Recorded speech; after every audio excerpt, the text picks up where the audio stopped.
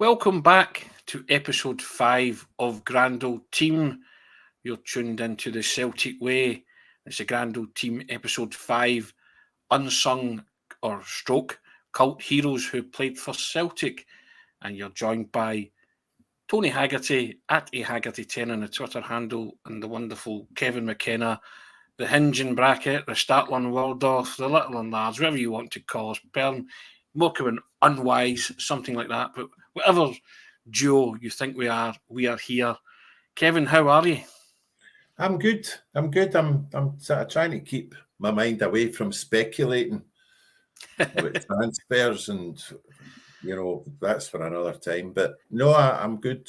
And we want to thank everybody that's been tuning in to the first 4 episodes. Some of the feedback's been lovely and great to hear, and we couched it as being for people of a certain vintage, which is fair enough because it is that. But there's been a few younger generation tuning in, Kevin, and saying they're enjoying it. Always good to educate the young.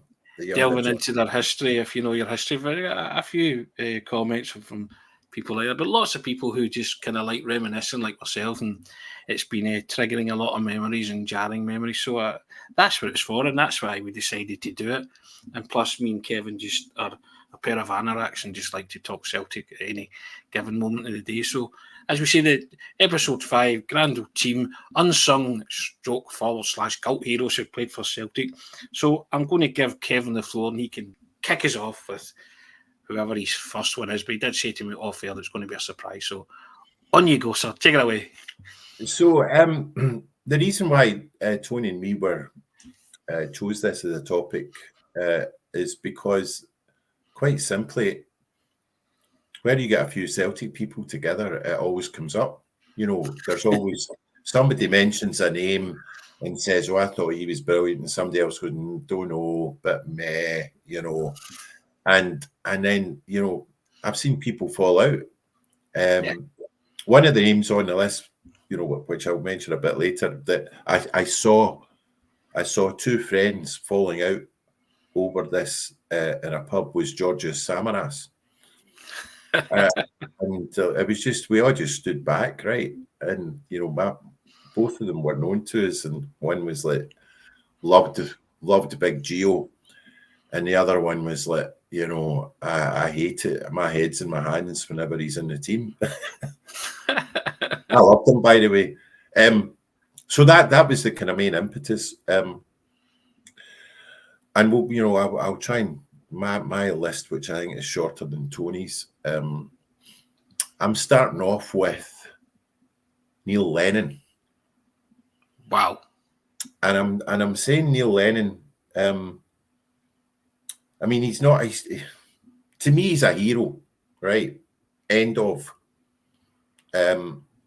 His how many years was it? He was with us 5 years. No, he played in the 2007 Scottish Cup final, 7 years.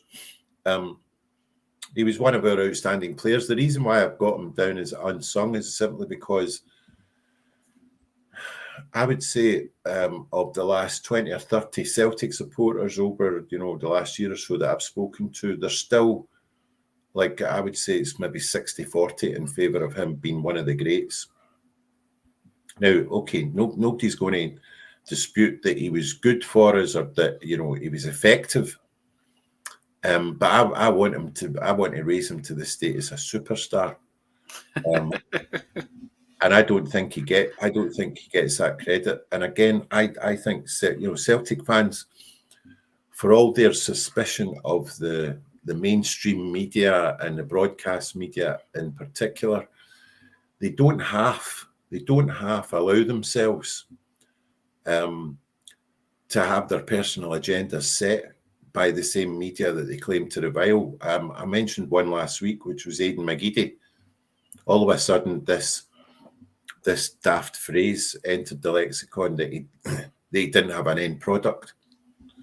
And then you heard Celtic fans saying, "Oh, he doesn't have an end product." Absolutely. Neil Lennon, similar. I thought he was great. I remember being at Tynecastle. It was a Scottish Cup game. It was an early kickoff. Hearts were good, solid, you knew you were going to get a good game. It can go either way, a lot of these games. I love Tynecastle, just with the just the steepness of the stands. You get this great view of the pitch, and I was sitting at the back of the Celtic end, right up at the top, so you get this amazing view, and I could see Neil Lennon's worth to the team, because the amount of times when a Celtic player was hemmed in, because Hearts did that to you. You're in possession at down near any of the four corners. They were right on top of you. And Paul Hartley was playing for Hearts, and he was a terrier against us. Fiercely competitive.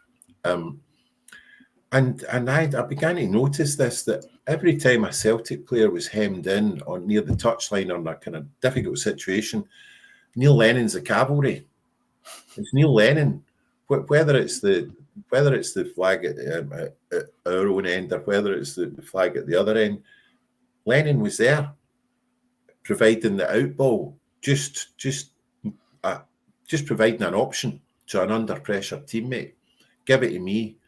I'm here. I can help out here. And then, like a matter of seconds later, he's down the other end doing the same thing. And this went against the narrative with Lennon that he was carrying a bit of timber. He wasn't really that fit. I think Neil Lennon was probably the fittest person in that team. See, when you were able to see the amount of ground that he covered in the course of a game, doing that, the fetching, the carrying, just being a presence, I think Gordon Strachan always used to talk about this, that one of the assets that he valued above all else in footballers was being a good teammate. Yeah. Before a lot, yeah. And that was Lennon. And then the other thing that I began to notice, and I saw this in the run-up to the Seville final in some of the games, also in Seville, I actually thought Lennon was one of our best performers in Seville. I'm just about to bring that up. One of Lennon's better games was that Seville final. If you want to go and watch it and put yourself through it again, because I've only ever seen it in real time, but I wouldn't put myself through it. But it was one of his better games. It's because of that because not a lot of Celtic fans want to watch that again. I've watched it again a couple of times. Lennon was outstanding. Yeah, he was. But the amount of times that if it wasn't the direct assist, the last pass before the goal, was quite often the second last pass. The wee pass, direct pass into the box. They got things going. Also, he was on the winning side at Ibrox, by my reckoning, 7 times. Denied an absolute stonewall penalty at Ibrox. Oh, God, that was the only one that matched it was the one that Stephen Mahy, with Kanchelskis. So I think you would have to search long and far to find a Celtic player who had that record at Ibrox. You're talking about that making himself available for a pass and just bailing out his teammates and stuff like that. Graham Souness tells a wonderful story about Jock Stein. I think it was Alex Ferguson told him that Arthur Alberson made his debut for Scotland and he was having a torrid time, or he was really shaky, right? And so Souness clocked this after about 10 minutes. And so every time Arthur Alberson got the ball, Souness ran towards him and he would shunt the ball to him, and just make himself available. And then Arthur Alberson came onto a game. It was only later on in life, I think, Sir Alex Ferguson told Graham Souness that Jock Stein never ever forgot it. And he went, "Oh, did he notice?" He went, "He notices everything. You talked about being a good teammate." He said, and that's why he loved that about you. You did that for a guy who was struggling. And I think Neil Lennon is so undervalued, so underappreciated, because there was other stars in that team and they were stars. But arguably one of the brightest stars in that team was Neil Lennon. Yeah. And he was the epitome of, you say, what Gordon Strachan always called a good teammate. He was always available to get the ball off someone. And to me, I concur totally. He was a vital cog in Martin O'Neill's green and white machine. When he signed, Celtic were pretty ruthless after that, weren't they? Yeah. After he signed that first game at Dens Park, you know, and that was the final piece in the jigsaw. Celtic teams set the tone, didn't they? And went about their business with gusto. So I'll give you that. I think he would fall into the unsung hero category as opposed to cult hero. But or maybe not sung, maybe not unsung, but maybe not sung enough. Yeah, not sung enough. Insufficiently sung. Indeed. Now, I'm going on something that my father said here for my first unsung or cult hero, and he's a Lisbon Lion, and you'll think, how can a Lisbon Lion be an unsung? But it's John Clark, and I'll tell you for why, because John Clark's one of those guys who never probably get the praise that he deserved. And my father told me John Clark made Billy McNeill the player that he was. And Billy got all the accolades because he was a captain and all that. And John Clark always says that, but the picture of Billy McNeill lifting that trophy is one of the most iconic pictures you've ever seen. But whenever you talk about the Celtic defence, it was either McNeill or Craig for the ball back to Gemmell or Gemmell. John Clark was always one of these guys that just... But my dad said he was a hell of a footballer and he was a magnificent foil for McNeill. Great sweeper, brilliant, could intercept anything, great reader of the game. And I just think that as a collective, the Lisbon Lions are always, lauded. Of course they're lauded, but John Clark as an individual, I just think falls into that. Not sung enough or unsung, or I wouldn't say he's a cult hero. He's a hero because he's part of a collective. But in terms of individuality, I think he's not sung about enough, John Clark, because I'm told, and lots of people of my father's age have always said as well, he was a sensational defender. He was brilliant. And I remember years ago I was asked to put a value on the Lisbon Lions, and I was thinking, how can you do that? So I was going through them, and I think I valued Clark about 10 million quid, right, because of what I'd been told. And I was told he read it, and he was really chuffed at that evaluation because, again, he was seen as one of the more unfashionable members of the team.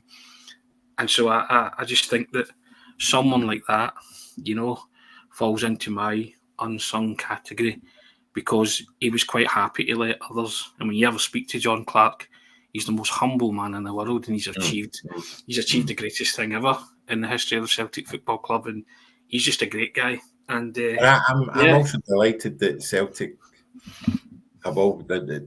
He will be he'll be working at Celtic until either he can or he doesn't want to. In fact, that's a topic for another day. I'd love to see. I'd love to see Celtic. Yeah. Look at a lot of their older players. I was asked about who would appear in my Mount Rushmore of Celtic greats. Clark would, he's definitely alongside the collective, but he's one of them. So, but I just feel that someone like that deserves more recognition because it doesn't really matter when you think of the Lisbon Lions. All of them, most of them, get their dues, but John Clark was just one of these guys that nobody really said too much about. In my opinion, I could be wrong in that, but I couldn't argue with that because I also think Clark's reputation suffered in the role that he fulfilled at Celtic, which was effectively sweeper. That became a far sexier role in succeeding generations. Yes. People like Franco Baresi, Beckenbauer, people like that. Beckenbauer, so that role became much more pivotal or regarded as much. It never wasn't. It never wasn't. He was doing all that but he was those guys. And also, if you just look at the number of appearances, because I sometimes do. I do this when I can't sleep or I'm trying to prevaricate and do anything more important, and wee random thoughts hit you, and you kind of start sort of scratching at an itch The 60, Wikipedia, the 66, 67 season, and patterns, and right, how many played.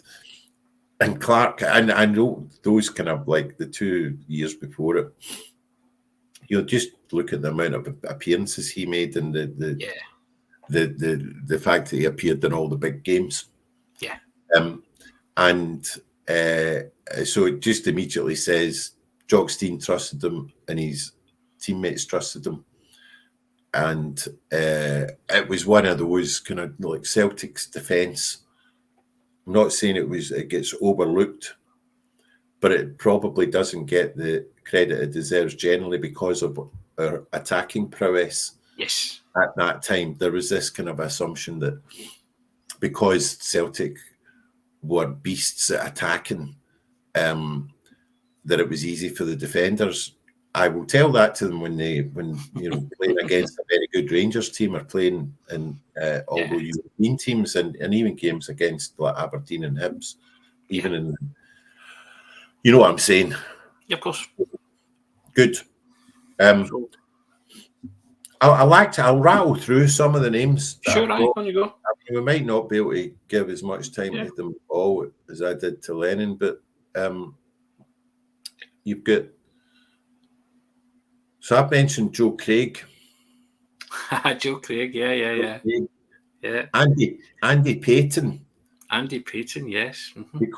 Because that night, I'll talk about Andy Payton. That barren era between 1989 and 1997. There was. We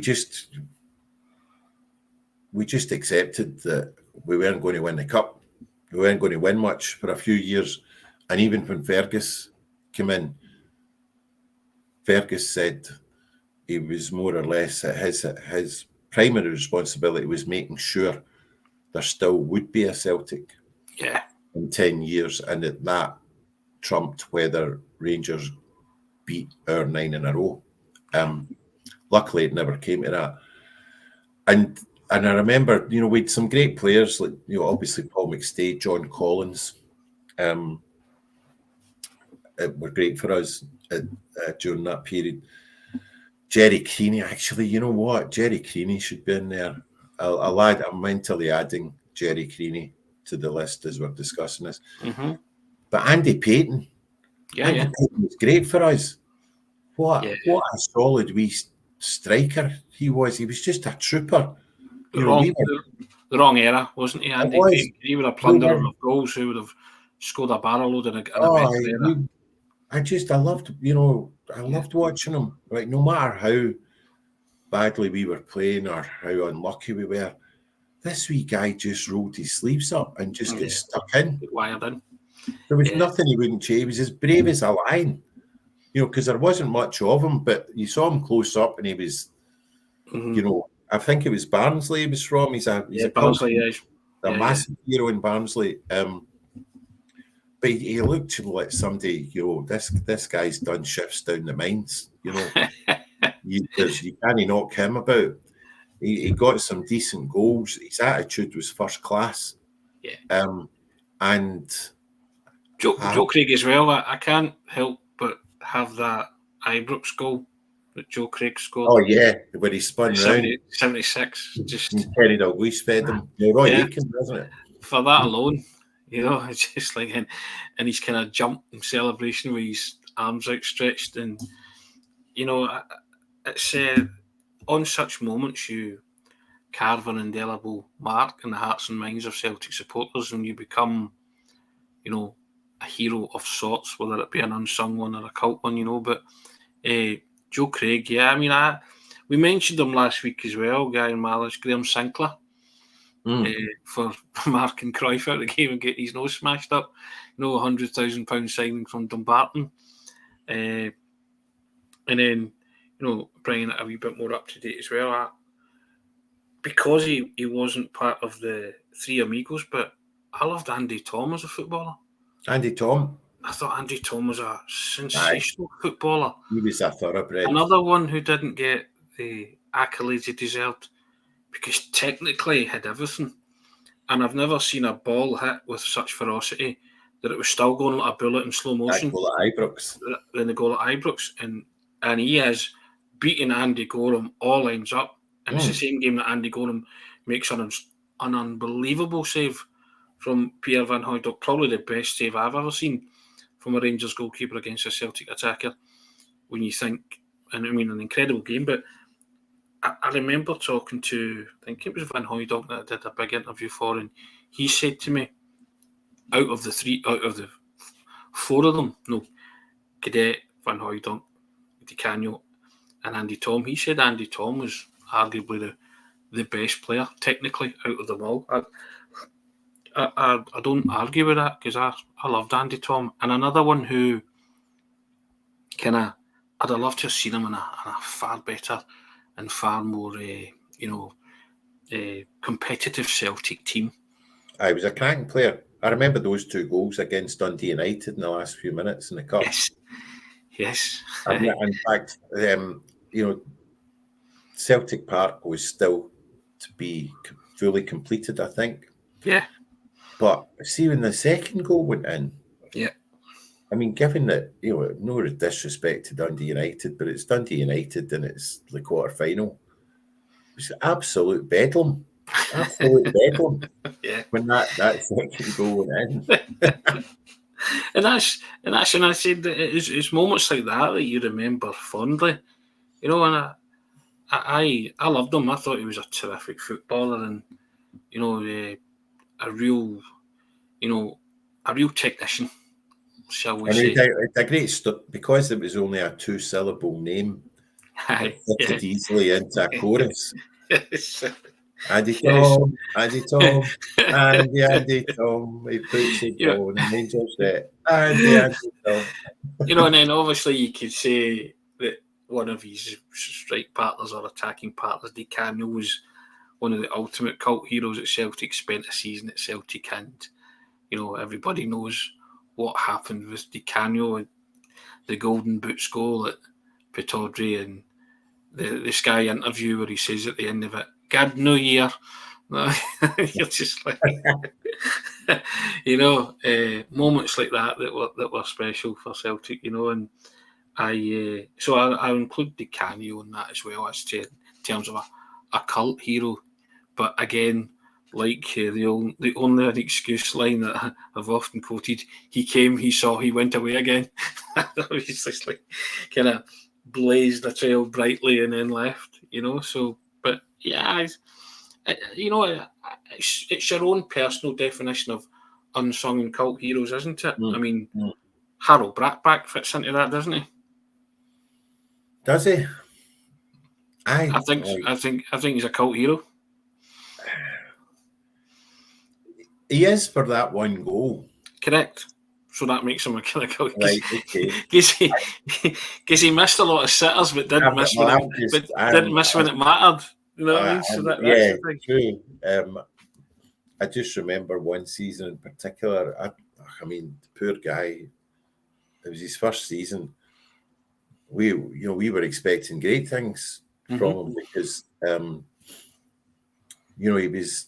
he was playing for a good club who would regularly spank top clubs in Europe, and he'd be scoring, and you're thinking, what can go wrong? What can go wrong? But my God, he didn't half miss some sitters, But all right, he will forever be remembered because of that goal. But also as well, I mean, you've got cult players that they're not necessarily heroes, but remembered for the wrong reasons at the club. Jim Melrose, Willie Garner, Douay. These guys are cults, but for all the wrong reasons. You know what I mean? But it's true, isn't it? So, I mean, they don't necessarily have to be heroes, but they're cult players because you think, oh my goodness, remember him. And those 3 that I've mentioned, you just shake your head, don't you? And it's not because they weren't good players. It just didn't happen for them at Celtic. I know. I remember Jim Melrose gave the fingers to the Celtic supporters at Tannadice when he scored a goal. Willie Garner scored 2 OGs and, never recovered. Douay played against Clyde, never recovered. I was there. So, yeah, so. I remember when the Not the View fanzine came out. Yeah. One of their features was the Embarrassed the Hoops. And I mean, it was, Jerry Dunbar, the genius that is Jerry Dunbar, devised and wrote most of Not the View. And so, yeah, the Embarrassed the Hoops, it was Jerry Dunbar's dark humour. But I always felt guilty reading it because... For laughing? Well, for laughing and also for its accuracy, but also I thought, I've got a cheek.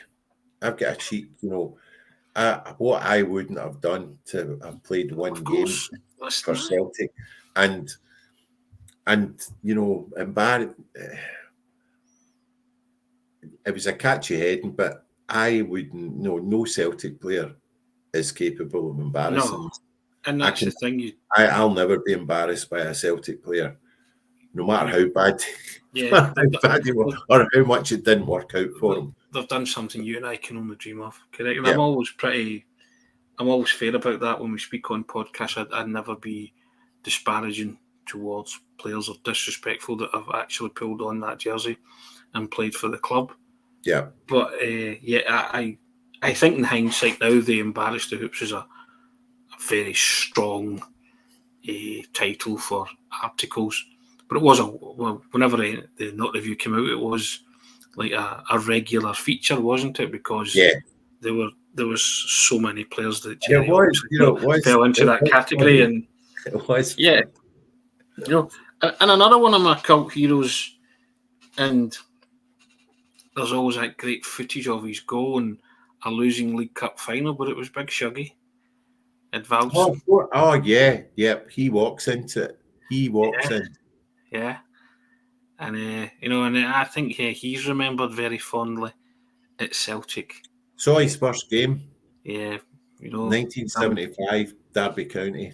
Yeah, coming from Iceland and just kind of, when he scored that goal in the League Cup final and kind of put it away, just kind of like as if, well, I'm a big guy and it was like yards for the goal. I couldn't miss.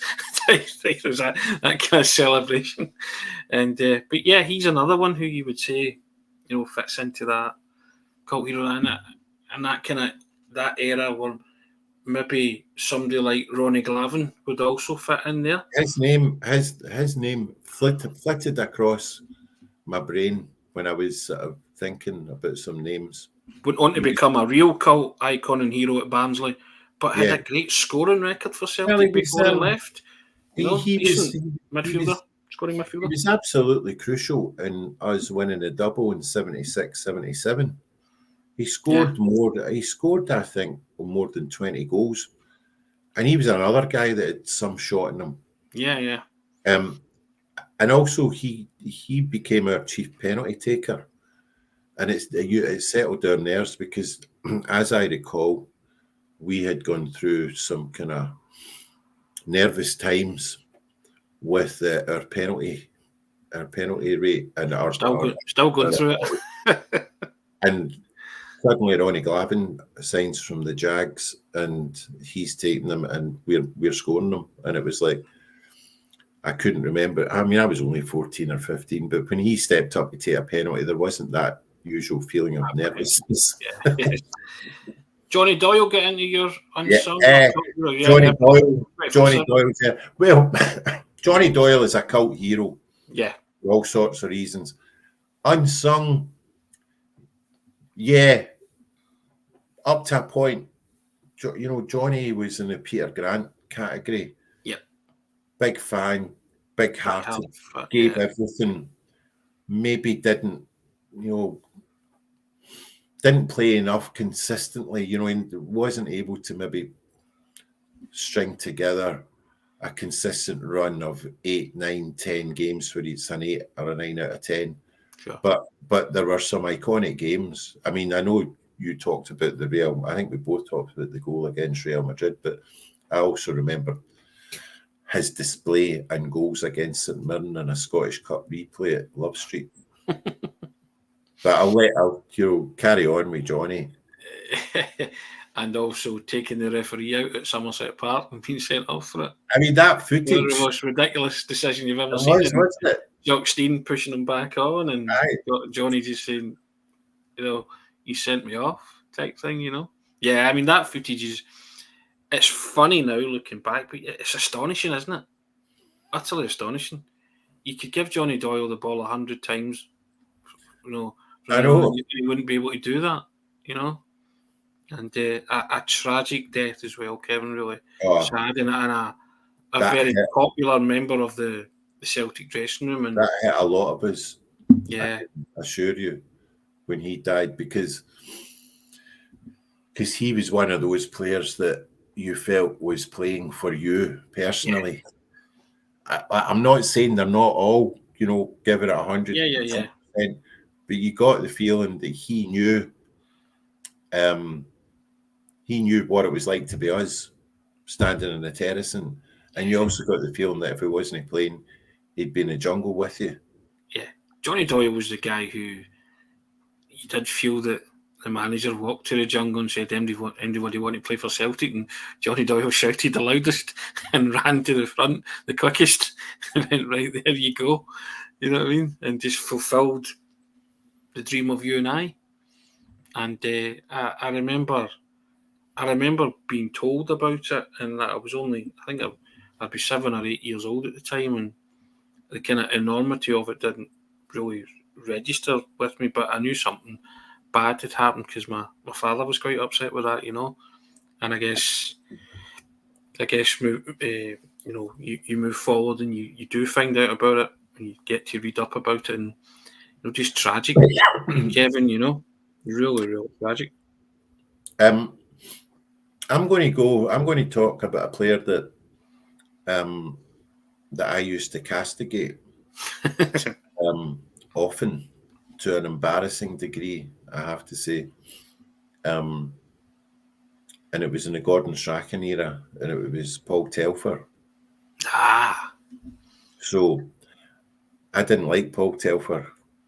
Like, I don't know what it is, but you suddenly, maybe it's a form of bullying, maybe it's something I need to get seen to, but sometimes you just fasten onto a player, and no matter what, this guy can't do any right. And you said it earlier, I think he was a good teammate. Well, one thing you can't, one of Strachan's attributes, he knew a player, and because of Strachan's own attributes as a player, giving 100%, being as fit as you possibly can be, dead positive attitude, hard worker. I think those were attributes that he wanted to see in any players that he was signing. But Telfer, it wasn't until there was a game I saw him play at Parkhead, and for some reason I was not sitting in my regular seat. I was right down at the very the front 2 or 3 rows, so it's almost pitch level. And I saw, I began to watch what he was doing and how he went about his business, because he was playing over at my side, fullback, and we were playing Rangers, and my God, he hit. Who was the Rangers player? It's one of their big money signings, but he hit this poor guy at such a rate and with such velocity. I swear to God, the guy was rattling after the tackle. It was a perfectly legal tackle. He timed it perfectly, and he just rattled him. See that word, rattled. Paul Telfer rattled him, and this guy, was it Rod Wallace? No, Rod Wallace. It wasn't Rod Wallace. Was it Dado? Purcell. Aye. The big with the ponytail. It might have been that era, wouldn't it? But this guy hid for the next 15 minutes, and it wasn't. To be fair whoever it wasn't because he was hiding, he didn't want the ball. He was still rattled. Like, he wasn't in a fit mental or physical state to receive the ball, is what I'm saying. So he get hit and he stayed hit, one of those ones, was it? Yeah. And so I began to I then began to follow Telfer's work around the park in that game. And he was just getting into everything. Yeah. His tackling was great. He was always available. He didn't have a great first touch. He wasn't the quickest. But his powers of concentration, I mean, he was focused. You could see it. And I remember being in the Nou Camp watching us playing Barcelona, that heartbreaking night when we were like a ball hair away from a 1-1 draw, and they score 2 minutes into injury time. And I was at the side of the platform. Michael Lustig was trying to take on the massed ranks of Iniesta, Xavi, and Messi, all playing their intricates, and wizardry, casting spells, right? And I remember watching Lustig and the power, the concentration he had. It was almost physical, just keeping a sight of the ball as it was getting moved, and sticking to his task. Up against three black magic magicians, right? and Paul Telfer that day gave me that sense as well. And I thought, you know what, you need to shut up about him, and you need to start behaving yourself and start supporting this sport. I think Lustig will make your cut as well, then, would he not, in terms of cult heroes? Oh, aye. Yeah, well, the police was that. Yeah, for that alone. Well, the big man was a fruitcake, let's face it. Oh, I loved him. Yeah, I think Salesforce, I like that as well. Another one for me, probably from the 70s, and just caught the tail end of, was Paul Wilson. Paul Wilson went to my old school. Has to be in there. Yeah. Oh, what a talented footballer. Yeah, talented footballer. 2 goals in the Scottish Cup final, 2 goals in the 800th anniversary, good goals against Rangers. Yeah. Great. And highly thought of. Brilliant ball control. Yeah. Did he score in the League Cup final against Hibs when we beat them 6-3? Maybe not. I know that he was playing though. But again, Paul Wilson he began to flourish in the years after our 9 in a row had finished. Yeah. And there was this feeling of kind of, not depression, but just kind of gloom because the glory years had gone. We were getting knocked out regularly in Europe. The old board hadn't kind of done anything to strengthen the team. And Paul Wilson was one of the stars, but he was overlooked because in those 2, 3, 4 years, 75, 76, 74, 75, 75, 76, 76, 77, 77, 78. I think we only won the title once. But I remember it was a game at Ibrox. This is perverse. We were well beaten 3-0 on the day at New Year. It was basically when the tide began to turn and they prevented us getting 10. Celtic had actually played really well, missed a barrel load. Paul Wilson, if it is that game, Paul Wilson was outstanding. My dad always used to say Paul Wilson played, hardly ever had a bad game against Rangers. It's not a bad legacy, is it? But he went to St Ninians, Kirkintilloch, which is where I went to. I think he deserves to be an unsung or cult hero, I think, for Celtic, to be fair. And if you ever see any footage of the 1975 Scottish Cup final, we beat Airdrie 3-1.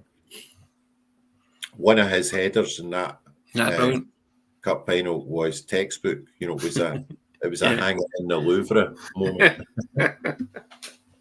Yeah, and put up with a lot of abuse, Kevin. Let's not. Yeah, because those days there was a permitted amount of racial epithets, shall we say. So, if you were being charitable, you could say that, a lot of those expressions, it was like, they were affectionate. I remember there was an old colleague, a former editor of mine, who talked about the abuse that Clyde Best got for West Ham. West Ham. Clyde Best was probably the first high-profile black player in England's top tier, and West Ham had a support that was, they were all Alf Garnets. And he used to get abuse off his own players. But my friend, who was a Londoner, he kind of took this up with some old West Ham fans, and he said, yeah, but he's our black player, except he didn't use that phrase. So it was almost like, well, we're just being friendly. But it was a time, I have to say, when that there was certain types of language, certain words, society permitted. However, if you were taking 100 steps in the individual's shoes, ask him if he felt, that it was affectionate. It was a shame, but testament to his strength of character and resilience that it didn't. Well, I mean, I even hesitate to say it didn't seem to affect him. How can I say that? I'm a privileged white guy, but what a player! His performances on the park. Loved by the support. Adored. Probably too easily. I think some of these players, Tony, that we think of, it's not maybe so much that they were unsung heroes. A lot of them were too easily forgotten. Yeah, I think that's more the point, isn't it? Yeah. And I think Paul Wilson's one of those. And maybe that's because, there wasn't multi-wall television, TikTok, etc. A lot of them suffer from the lack of exposure, don't they? It was like the McKenna year at West Ham. Yeah. The BBC about around London, and none of his own fans recognised him because television was off the air for that year. And he scored 30 goals in the first division. Yeah. Tremendous. That's brilliant, that, isn't it? Yeah.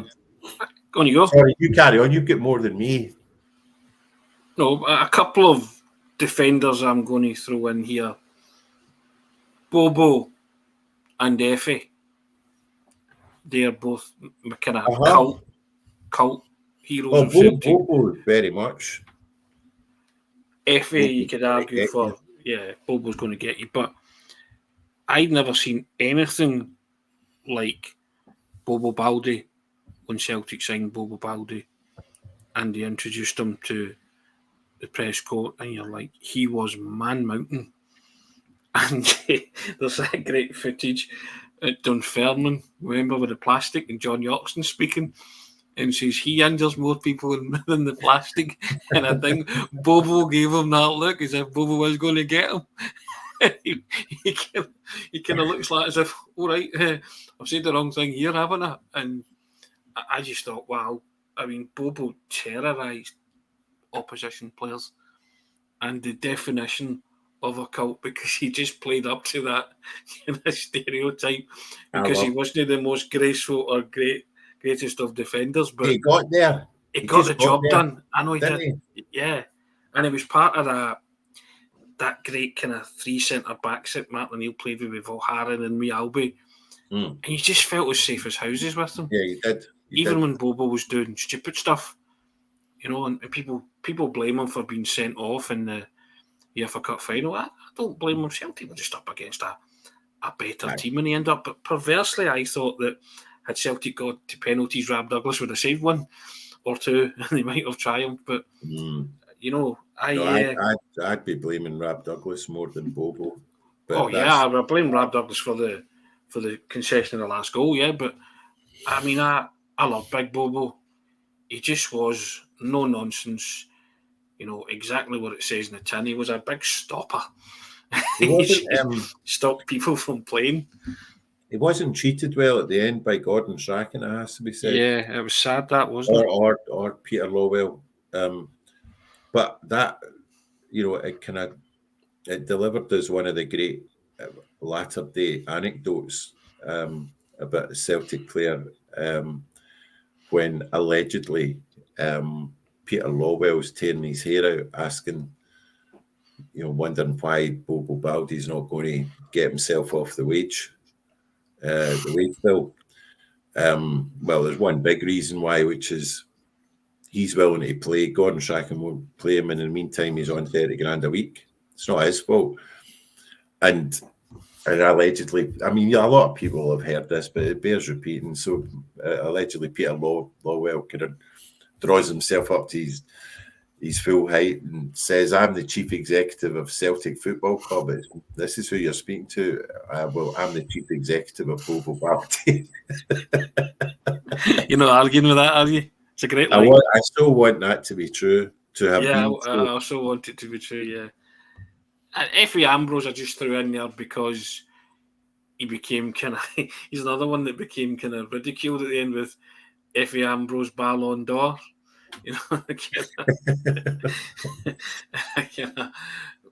Mockery of his own skills by the Celtic supporters. But again, he was a Celtic supporters, Effie, wasn't he? Well, there's a taxi driver that I got to know out here called Peter.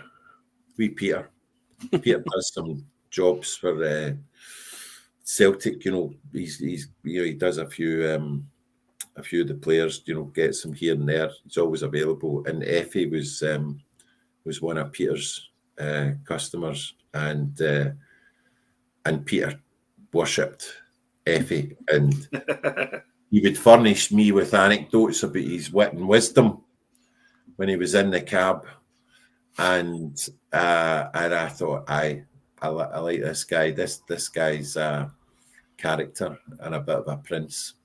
But people forget when he was playing for us, he was the first choice for Nigeria.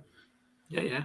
And Nigeria in one of those years were the African Nations Cup holders. He played in the Celtic defence that beat Barcelona. Yeah, people forget that. This guy's a top player, and he also looked after himself because he got there was 3 or 4 other clubs after us who got a right good turn off him, and for whom and who, although it was only a handful of games here and there, he was becoming their cult hero because he was quite obviously, like, his skill with the ball at his feet, he was quite obviously a class apart. Yeah. And those clubs, lower division club, and also Hibs. I mean, he played. He did Neil Lennon a turn at Hibs, did he not? Yeah, he did. When Lenny was the manager. I'll give you that. No bother. And yourself, your own list, you? Right, I'm going back a bit to Harry Hood. Oh, Harry Hood was my first superstar, my first Celtic hero. I remember it so well. It was primary 1 and primary 2 at St Matthew's Primary School, Bishop Briggs, and Harry Hood. Half the price, twice as good. Harry Hood, twice his price, twice the price. No. What is it? Harry, because it was the Hare Krishna song. Yes. Half the price, twice as good. Yes, that's it. So we had signed him from Clyde. Not that I knew. I'm 5, right? But we collected the football cards. Yeah. I loved the football cards. Those wee cardboard things of beauty. You got a few bob in pocket money, and immediately up to R.S. McCall's, and there'd be 4 of them with a bit of bubble gum. And so I had this primary 1 friend called Stephen McCall, I think, and the two of us got into a competition to see how many of Harry Hood we could get. So before this cardboard, the football card series had obviously been produced, Celtic have signed him from Clyde. So the Harry Hood you see of Celtic, he's still in a Clyde top. Ah, right, okay. And for some reason, I couldn't even tell you why at the age of 5, Harry Hood was my first Celtic hero. I think it was something to do with the name. Great name, Harry Hood. You know, Top scorer too. my dad loved him, but I just and then you know, I got a bit older, and then I remembered the last man before Dembele to score a hat trick against Rangers. Yeah.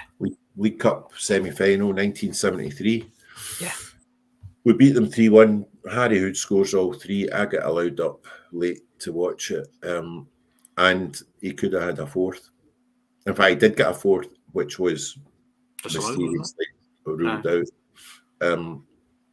And again, you look at his record. Jock Stein signed him for a purpose. He was a cultured player, very intelligent man, and very intelligent player. Always had a bit of style, bit of poise about him, the way that he went about his business. If you look at old footage, the way he finished goals, right? He had a good conceit of himself, I think, Harry Hood. You could see that there was just a certain way that he kind of held himself in the football park. Scored that penalty kick against Rangers in the 71 Scottish Cup final. Scored in the Scottish Cup final against Dundee United in 74, I think. 74, yeah. Nice, a wee kind of cushioned, you know, deft header. And I was with us for a while. He's just in there. He was my first Celtic hero. And I don't know why I remember so many things about him from being 5, because there's not much else I remember about being 5, apart from the name of my first ever teacher, Mrs. Devine. That was about it. I'll give you that. I'm not disputing that. That's he makes it. Anybody else you think should? Yeah. So I think you won't disagree with this. Well, we touched on it. We didn't really discuss why we both love Georgios Samaras. Oh yeah, Samaras Sunday. I think that covers it, doesn't it? Right. I couldn't, like, similar with Neil Lennon. I can never understand any Celtic fan who didn't think Georgios Samaras did a right good job for us. Was a tremendous footballer, great skill. Worked his socks off, scored some great goals. And the games were, I remember being at Celtic Park 3 or 4 occasions and hearing fans around me tearing their hair out at Samaras, and I'm thinking, are they watching a different game from me? I think he also suffered for missing that penalty at Ibrox, the 0-0 game. Aye, but even before Celtic went and blew that, didn't they? They losing it in Inverness, didn't they?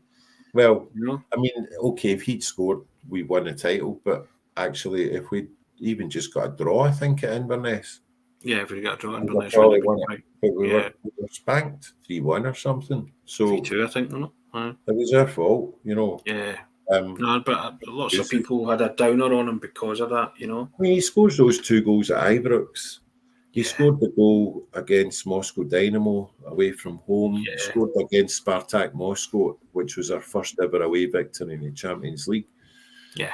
He was he covered the ground because he was tall and he had this loping stride that kind of disguised his speed. But I remember that was it his first goal at Rugby Park? Yeah. He was just in casters, you know. He didn't look as if he was running. He was just kind of waltzing past, shuffling, and then buries it. Yeah, I love the big man, and also I saw him a few weeks ago before the end of the season. Our last game against Rangers at Parkhead. I was there dead early, and so I'm watching just some of the kind of personalities rocking up and fans going to them for autographs. And there's Big Samaras. And it's the first time I've seen him since he was in the hoops. So he's jumped out the taxi and he's making his way through the kind of railings, the security railings at the front of Celtic Park. But he's obviously a guest. But it took him about half an hour to get from E to B. And he was patience personified. He just seemed absolutely delighted that these fans still remembered him. I remember them, yeah. And he was quite moved. I just stood back. I've got a couple of pictures on my camera phone. I just stood back and watched, young and old. You know, it was one of those fathers saying to younger players, "Oh, he was a legend, right? Autograph." And the big man, you know, he just looked delighted. Like, see if it had taken him another hour to get in. I got the feeling that wouldn't have been a problem for him. He was just delighted to be remembered. I'm going to say this player, and I've only got what I've read, the famous incident as well, and from what people who saw him. But he remains one of the cult heroes for me in the sense that I lament not seeing him ever. And I don't have any TV footage, nothing but Charlie Tully. Yeah, I get that feeling too. I just, it pains me deeply that I never saw a guy score from a corner, be asked to do it again, and he did it again.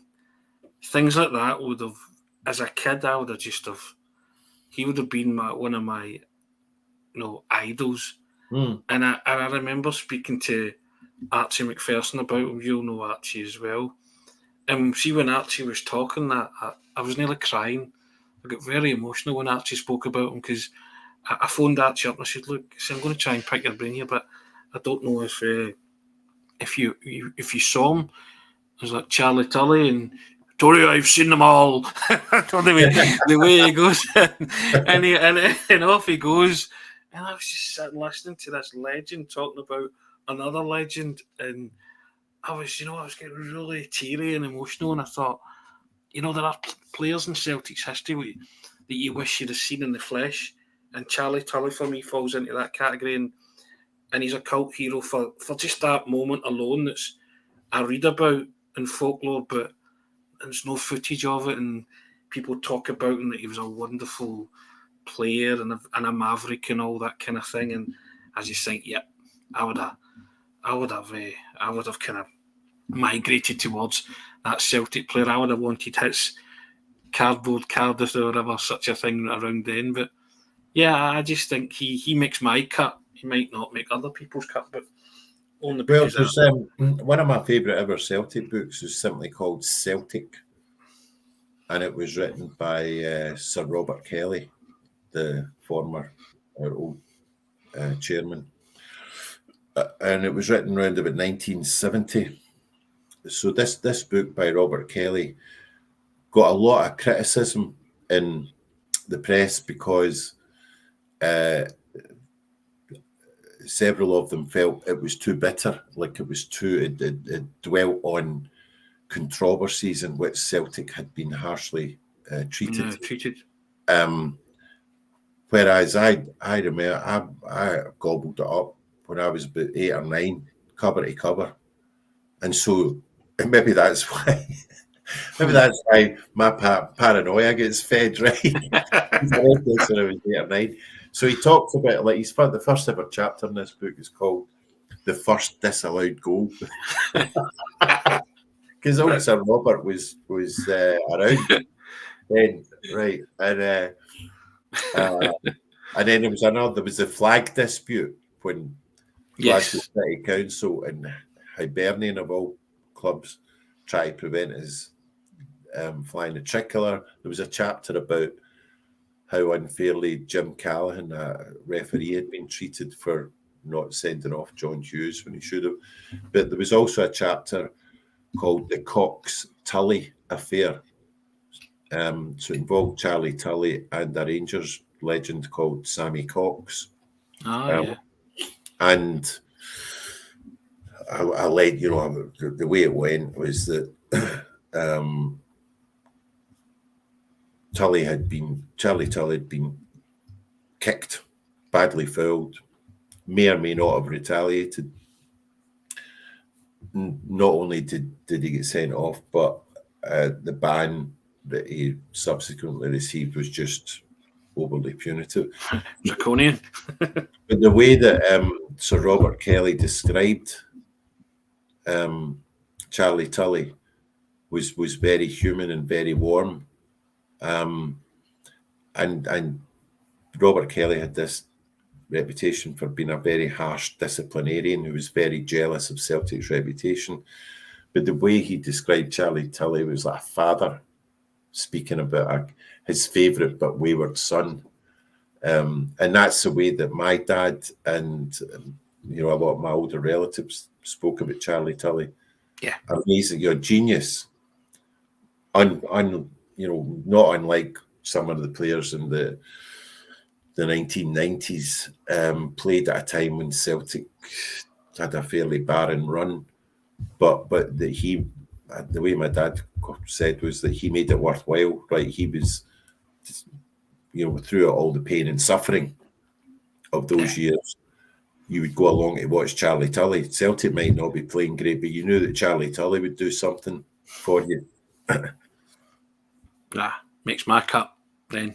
And I just think I do. I lament certain things about being a Celtic supporter. That's obviously one that's near the top of my list. I'd like to see more of George Conley. Yeah. As well. Yeah. The way that people spoke about him was reverential. Yes. Yeah. Another one who. Yeah. There's this kind of patina of sadness, isn't there? Yeah, of course, when you talk about George Conley, yeah. But the great thing about George Conley is it doesn't matter however we Celtic supporters choose to remember him.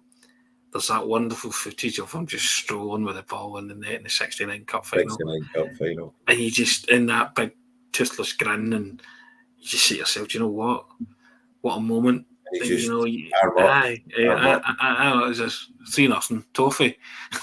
He's the trophy. He's just like, and I love that. It'd been a crying shame if he didn't have a moment like that. But I'm told he's a wonderful footballer, and was the kind of was lauded as he was barely 20. Franz Beckenbauer ones. Yeah, and people were comparing him to Franz Beckenbauer and stuff like that, and and back then that's a hell of an accolade for a Scottish footballer to be held, as you say, in those reverential terms and spoken about like that. But yeah, I think we've covered a lot of names there. That's my list. Any final names that you want to throw in there? No, they're all there. The wonderful thing is that it's all subjective, isn't it? And all the Celtic supporters who join in the chat will throw their own unsung and cult heroes in there, and there is no right or wrong with these things. We just, myself and Kevin, just love talking about Celtic, and you can disagree with some of our choices or not and throw your own in, but we hope you've enjoyed that. Me and Kevin enjoy it. We'd probably go into midnight if we could on these kind of things. Start at whatever time and go straight through the night. But yes, we have to call it a day at some point. But I just wanted to direct you guys to the bottom of the screen there, and you can also support our work by joining the YouTube membership channel, which costs you $2.99 a month, and you'll receive early video access, and you'll have priority comments and exclusive members chat function. That's for an extra $2.99, and if you wanted to join that, we would appreciate that very, very much. And also, if you've not subscribed to the channel, www.celticway.co.uk/subscribe. I've been Tony Haggerty. This has been Grand Old Team episode 5 in the company of the wonderful Kevin McKenna. Keep them coming, Kevin, as they say. And the public gets what the public wants. Is that not what they say as well? Till they don't want it anymore.